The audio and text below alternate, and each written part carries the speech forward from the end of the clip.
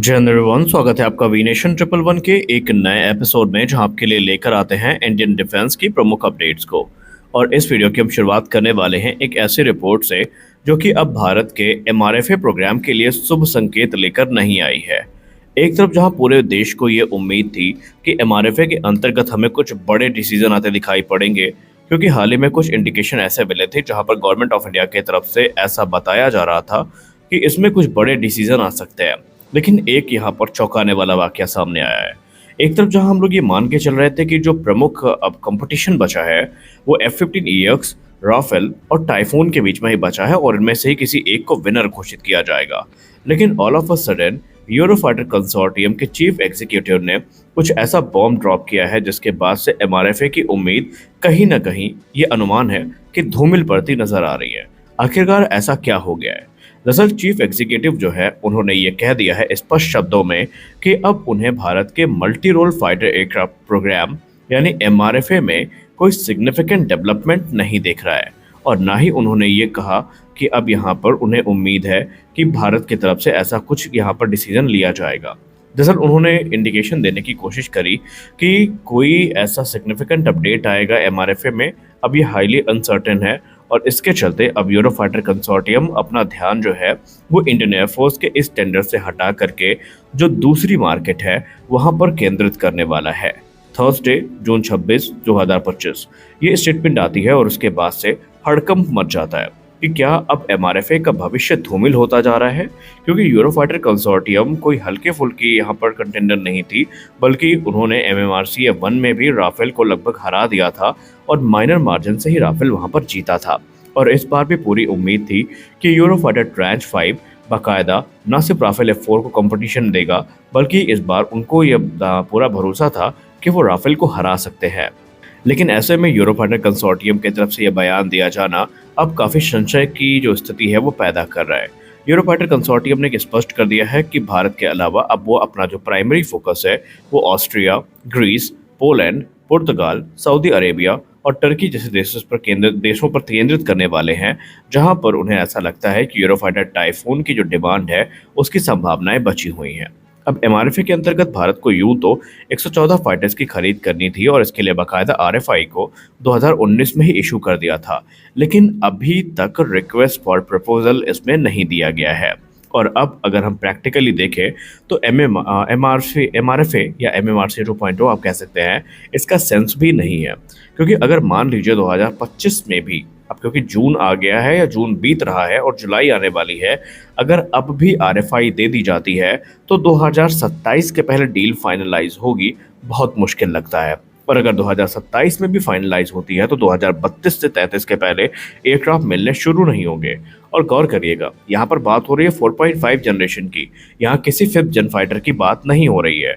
एक तरफ जहाँ दुनिया के तमाम देश इस समय अवधि में अपने 5th जन और 6th जन फाइटर्स को प्लेस कर रहे होंगे, तो वहीं भारत अपने 4.5 जनरेशन के एयरक्राफ्ट को रिसीव कर रहा होगा। और इसके बाद से अब जो डिफेंस एंथुजियास्ट हैं उनके अंदर एक रोष की भावना देखी गई है, क्योंकि MMRCA 2.0 या एमआरएफए से हमें बहुत सारी उम्मीदें थी, हमें बहुत सारी अपडेट्स भी देखने को मिली। कभी ये कहा गया कि जो टेक्निकल क्राइटेरिया है उसके चलते जो डील है फाइनलाइज नहीं हो पा रही है, फिर कभी ये कहा गया कि ट्रांसफर ऑफ टेक्नोलॉजी को लेकर के जो बातचीत है इसके चलते डील फाइनलाइज नहीं हो पा रही है। और अब यहाँ पर तो एमआरएफए का जो भविष्य है यही धूमिल होता नजर आ रहा है। अब एक्सपर्ट्स की बात माने तो एक्सपर्ट्स भी कहीं ना कहीं अब अपने ओपिनियन को देने से बच रहे हैं, क्योंकि उनका मानना है कि अब भारत के लिए एमआरएफए कोई ऑप्शन नहीं रहा। अगर अब भारत को रिक्वायरमेंट पूरी करनी है तो या तो भारत एडिशनल राफेल की तरफ चला जाए या फिर 5th जन प्लेटफॉर्म्स की तरफ देखे, जिसमें Su-57 फैलन का जो ऑप्शन है भारत के सामने उपस्थित है। क्योंकि अगर हम 2022 और 23 की बात करें तो उस समय भी अगर एमआरएफए पे कोई बड़ा डिसीजन ले लिया जाता तो 2025 तक डील फाइनलाइज हो जाती और हम ये मान सकते थे कि 2028 तक भारतीय वायुसेना को एयरक्राफ्ट मिलने शुरू हो जाते। प्राइम कंटेंडर्स की बात करें तो F-15EX और इसके अलावा जो राफेल F3 F4 स्टैंडर्ड है और टाइफून है, इनको ही प्रबल दावेदार माना जा रहा था। लेकिन बाद में फिर जब से 5th जनरेशन फाइटर्स की एंट्री हो गई और बाकायदा इनफॉर्मल तौर पर F-35 और फॉर्मल तौर पर जो हमारा Su-57 है ये ऑफर किया गया, तो उसके बाद से फिर एमआरएफए के भविष्य पे पहले ही प्रश्न उठना शुरू हुए थे। और अब क्योंकि यूरोफाइटर कंसोर्टियम ने ऐसा बयान दे दिया है तो कहीं ना कहीं हम इसको मान सकते हैं कि अब हमें कोई बड़ी डील होती तो नजर नहीं आ रही है।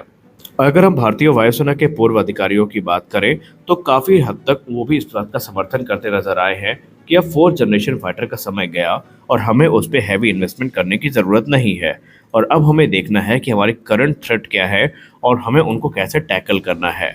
एक तरफ जहां पाकिस्तान की तरफ से फिफ्थ जनरेशन का राग अलापा गया, खैर आज उसकी भी पोल खुल गई है जिसको अगली रिपोर्ट में भी हम डिस्कस करने वाले हैं, तो वहीं चाइना बड़ी संख्या में जो अपने स्टेल्थ फाइटर्स हैं उनको डिप्लॉय कर रहा है। तो ऐसे में भारत को चाहिए कि भारत एक ऐसे प्लेटफॉर्म को सिलेक्ट करे जो कि gallium nitride based radar technology को होस्ट करते हो। इसके अलावा उसमें indigenous weapon integration, transfer of technology और लोकल मैन्युफैक्चरिंग जैसी फैसिलिटीज हमें देखने को मिले। और निस्संदेह एमआरएफए से अब ये उम्मीदें करना थोड़ा इम्प्रैक्टिकल नजर आता है। तो सवाल ये उठता है कि अब हमारे पास क्या बचा अगर एमआरएफए कैंसिल हुआ तो। देखिए, सरकार ने इस पर टिप्पणी नहीं करी है इसलिए हम इस निष्कर्ष पे नहीं आएंगे कि एमआरएफए कैंसिल हो गया, लेकिन हम एक हाइपोथेटिकल सिचुएशन बनाते हैं और ये सोचते हैं कि मान लीजिए अगर एमआरएफए कैंसिल हो गया तो हमारे पास तत्कालीन ऑप्शन क्या बचेंगे। अगर हम फिफ्थ जनरेशन फाइटर के परिप्रेक्ष्य में बात करें तो सिर्फ दो ही ऑप्शन है, या तो भारत F-35 की तरफ जाए या भारत Su-57 की तरफ जाए। अब F-35 का आधिकारिक प्रस्ताव सामने नहीं आया है और डिफेंस एक्सपर्ट्स पहले ही बता चुके हैं कि निस्संदेह ये दुनिया का सबसे एडवांस फाइटर है, लेकिन जब तक फॉर्मल ऑफर नहीं आता इसके बारे में बात करना कोरी कल्पना होगी। दूसरी बात, अगर ऑफर आ भी जाता है तो ये संशय रहेगा कि क्या अमेरिका इसकी लोकल मैन्युफैक्चरिंग के लिए मानेगा।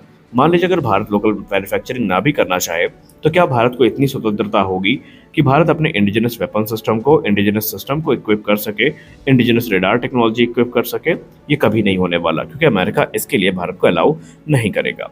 दूसरा जो प्रैक्टिकल ऑप्शन हमारे पास है वो है Su-57। अब कुछ लोग कहेंगे कि 2030 तक राफेल F-5 स्टैंडर्ड आ जाएगा, फिर कुछ कहेंगे कि F-4 का ऑप्शन ज़्यादा प्रैक्टिकल है क्योंकि भारत में फ्यूजलाज का निर्माण हो रहा है, सैफरान की एमआरओ फैसिलिटी आ गई है। तो देखिए, स्पष्ट है कि राफेल F-4 स्टैंडर्ड में हमें गैलियम नाइट्राइड टेक्नोलॉजी देखने को नहीं मिल रही है फिलहाल, और इसके अलावा जो हमें बेसिकली गैलियम नाइट्राइड टेक्नोलॉजी है वो राफेल F-5 स्टैंडर्ड में ही देखने को मिलेगी और ये बात ऑलमोस्ट लगभग कंफर्म हो चुकी है। तो राफेल F-5 का इंतजार करने के लिए हमें 2030 तक का वेट करना पड़ेगा और 2030 तक का समय वो समय है जब ऑलरेडी भारत तेजस मार्क 2 के प्रोडक्शन को क्लियरेंस दे चुका होगा और एमका के प्रोटोटाइप उड़ान भर रहे होंगे और ये दोनों aircraft gallium nitride based technology से इक्विप होकर आएंगे। तो राफेल का सेंस फिलहाल तो अब नहीं बन रहा है। हाँ, अगर कोई ऐसी स्थिति आती है कि भारत को तत्काल तौर पर एयरक्राफ्ट की ज़रूरत पड़ती है तो राफेल का Su-57 का खुला प्रस्ताव भारत के सामने है, जहां पर भारत को स्टेल्थ फाइटर मिल रहे हैं with transfer of technology, with source code, with local manufacturing. तो भारत के लिए ये एक काफ़ी अच्छी सिचुएशन होने वाली है। आपको क्या लगता है, क्या अभी भी आपको एमआरएफए से उम्मीद है या आप फिफ्थ जनरेशन प्रोक्योरमेंट प्रोग्राम को लेकर सहमत हैं? अपनी राय कमेंट सेक्शन में जरूर दें। मिलते हैं अगले वीडियो में, तब तक के लिए जय हिंद।